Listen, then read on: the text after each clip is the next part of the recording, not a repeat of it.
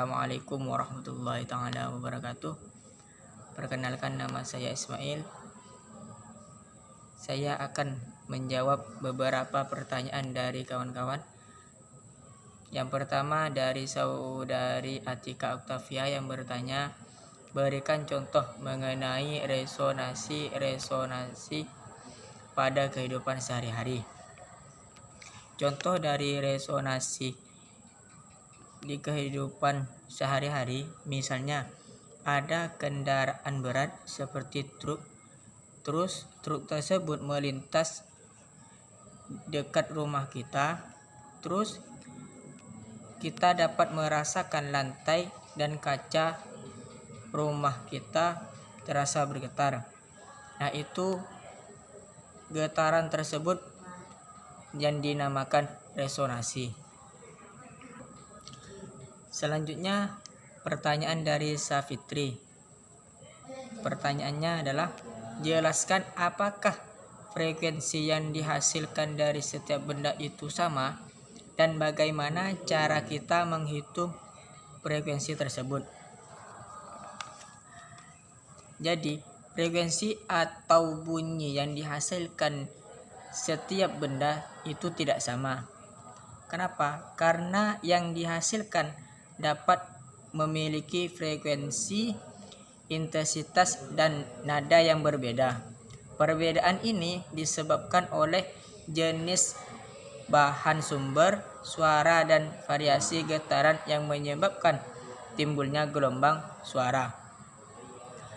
Dan cara menghitung frekuensi tersebut merupakan jumlah gelombang atau getaran yang dihasilkan pada setiap detik. Detik ialah satuan untuk waktu atau periode yang dimana biasanya dilambangkan dengan huruf G.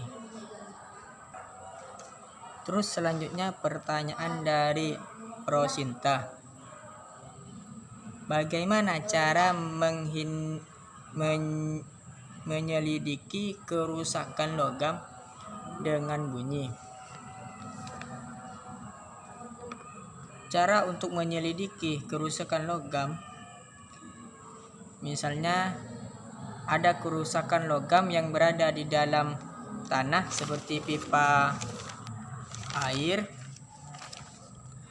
Bunyi menumbuk sebuah logam yang rusak tersebut, maka pulsa-pulsa itu sebagian dipantulkan dan sebagian pula diteruskan untuk menumbuk pulsa-pulsa yang ada dipantulkan itu.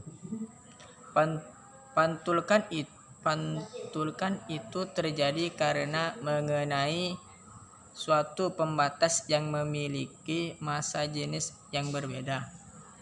Pantulan pulsa tersebut diterima alat pendeteksi sehingga kerusakan pada logam dapat diketahui.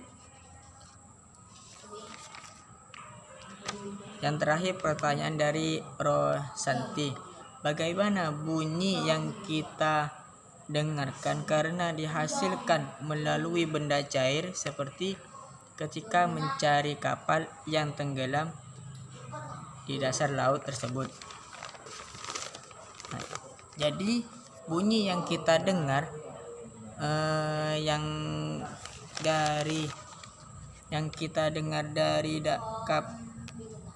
yang dihasilkan oleh benda cair seperti kita mencari kapal yang tenggelam di dasar laut tersebut, maka bunyi tersebut yang kita dengar hasilnya dalam dasar laut akan terdengar lebih lemah.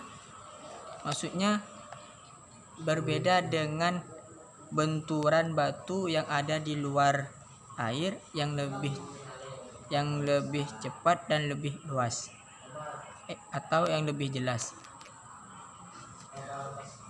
Mungkin hanya itu jawaban dari saya. Beberapa pertanyaan dari kawan-kawan, mungkin ada yang belum paham atau tidak paham sama sekali dari jawaban saya barusan tersebut. Kalian bisa tanyakan kembali di grup WA atau di Classroom. Mungkin hanya itu yang saya bisa sampaikan. Kurang lebihnya mohon maaf. Wassalamualaikum warahmatullahi taala wabarakatuh.